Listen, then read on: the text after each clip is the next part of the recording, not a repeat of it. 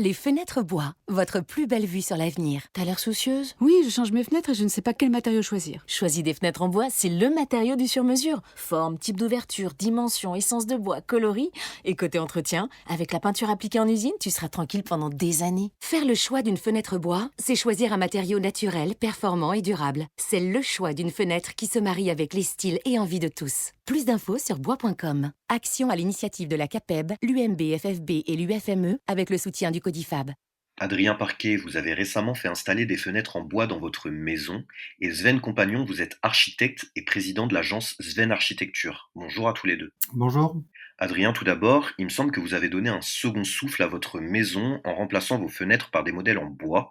Est-ce que vous pouvez nous parler un peu des raisons pour lesquelles vous avez décidé de faire cette rénovation justement? Alors oui, en effet, avec mon épouse, on a acheté un atelier dans le centre du 11e arrondissement à Paris, où il fallait vraiment tout refaire, hein, et surtout donc les menuiseries extérieures qui n'étaient absolument pas récupérables.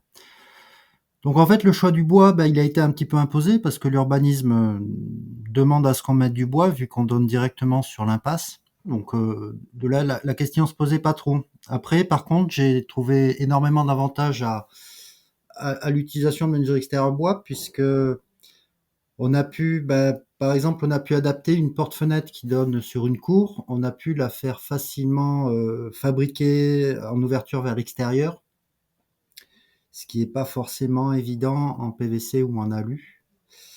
Voilà, donc on a pu vraiment demander le sens d'ouverture sur mesure. La conception a été très bien faite et c'était pas forcément plus cher de demander une porte qui s'ouvre vers l'extérieur par rapport à une porte qui classiquement s'ouvrirait vers l'intérieur.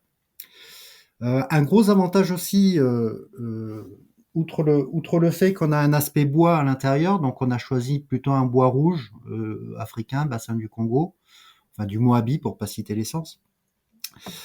Outre le fait en effet d'avoir un intérieur où on retrouve un petit peu l'harmonie qu'il y a avec le mobilier qui est en bois rouge également chez nous, côté extérieur, c'était un sacré avantage parce que l'urbanisme, donc côté rue, nous imposait une couleur bien précise. Donc ça a été très facile de pouvoir appliquer côté extérieur uniquement la couleur imposée par la ville de Paris.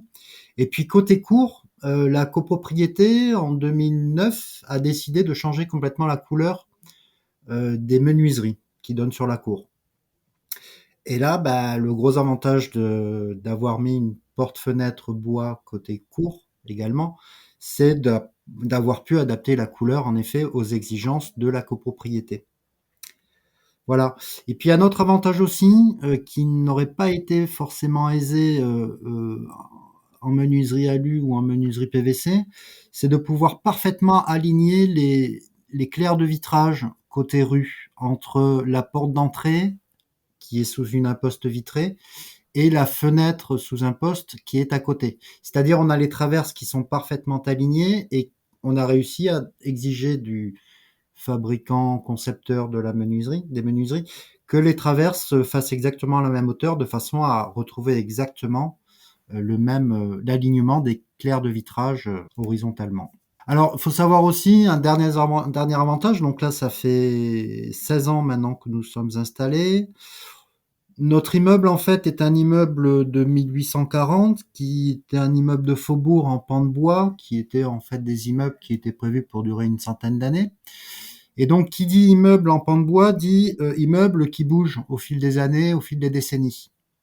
Et c'est un petit peu ce qu'on a vécu, c'est-à-dire notre façade a bougé de quelques millimètres en 15 ans. Et il se trouve que la porte d'entrée se mettait à frotter contre le sol à l'intérieur. Et en fait, ça a été très facile pour un menuisier de pouvoir déjà, bien sûr, reprendre au niveau du réglage des quincailleries, mais de pouvoir raboter légèrement la porte en sous-face, de façon à ce que le défaut de fonctionnalité dû au fait que le bâtiment est légèrement bougé ne soit plus un problème. Et donc, pour vous, c'était le matériau idoine? Je pense que le gros avantage du bois, c'est ce que j'ai découvert, c'est que en fait, le bois est rénovable. Pour peu qu'on ait une menuiserie bien conçue, enfin aussi bien dans ses profilés que dans le choix des essences, hein, du matériau, bien fabriqué, et bien posé et bien entretenu, ben en fait, une menuiserie bois, elle est rénovable à l'infini. Il n'est pas question dans 10, 20 ans de changer notre porte d'entrée, puis notre porte-fenêtre et notre fenêtre bois. Et donc, vous avez énuméré tous les avantages de la fenêtre bois. Est-ce que vous avez connu quelques complications pendant cette rénovation malgré tout? Non, non, non, justement parce que bah, en rénovation, bah, c'est jamais exactement comme sur les papiers. Déjà en neuf, c'est pas forcément exactement comme sur les papiers. Et en effet, bah, le fait parfois d'avoir une petite dépouille sur les tableaux, tout ça, le fait que ce soit de la fenêtre bois, on a pu la réadapter pour qu'elle rentre exactement dans la baie. Ce qu'on n'aurait pas du tout pu faire dans des matériaux extrudés comme le PVC ou l'aluminium. Et au quotidien, est-ce que vous avez aussi remarqué des avantages depuis que vous avez installé vos fenêtres en bois? Alors oui, il n'y a pas photo, hein, c'est beaucoup mieux que si on avait mis une fenêtre à simple vitrage ou une fenêtre en métal sans rupture de pont thermique. Mais c'est surtout sur le côté acoustique.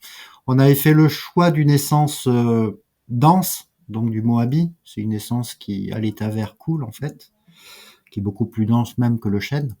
Et on avait fait le choix de mettre plusieurs profilés d'interface entre les ouvrants et le dormant, et surtout de mettre des vitrages acoustiques. Et c'est vrai que niveau acoustique, on a beau être dans une impasse, on a quand même le camion poubelle qui passe, et dès qu'on ferme la porte d'entrée ou la fenêtre, au niveau acoustique, c'est sans commune mesure. On a un affaiblissement acoustique qui est bluffant en fait.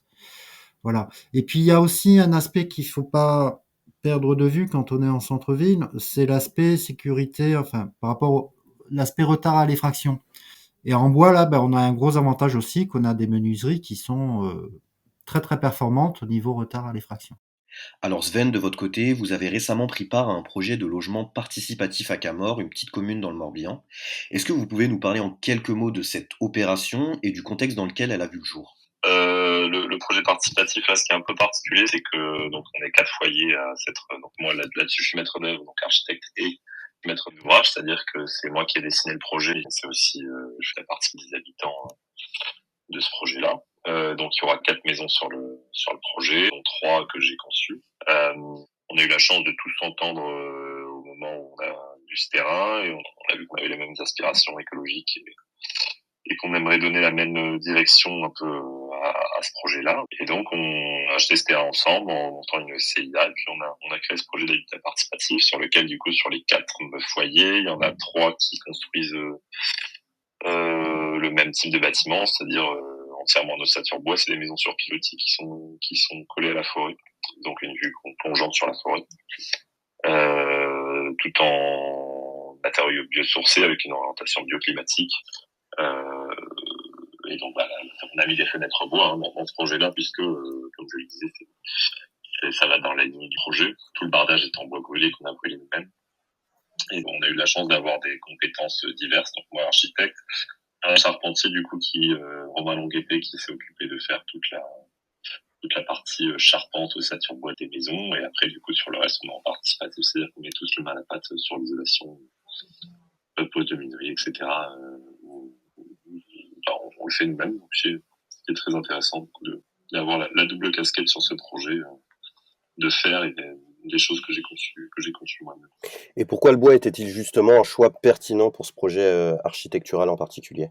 Du coup, bah, c'est parce que c'était dans la lignée du reste du bâtiment. On a essayé d'avoir l'empreinte carbone la plus faible sur l'ensemble du bâtiment. Donc, il y a le seul béton qu'il y a, c'est dans les fondations, parce qu'on n'avait pas trop le choix. On avait essayé de passer par des fondations technopieux qui sont des pieux vissés. Sauf qu'on a un sol avec pas mal de roches granitiques, donc ça fonctionnait pas, les pieux rentraient pas dans le sol.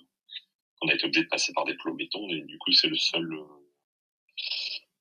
béton qu'on a mis en œuvre. Sinon, tout le reste, c'est sur pilotis, c'est une dalle bois, des murs en ossature bois, une charpente en bois, une isolation en chausse-chambre, et en fibre de bois, un bardage bois. Et donc, du coup, bah, c'était assez logique de rester sur des menuiseries en bois, et pour l'esthétique, et pour, du coup, la direction, on va dire, qu'avait ce projet d'un point de vue architectural.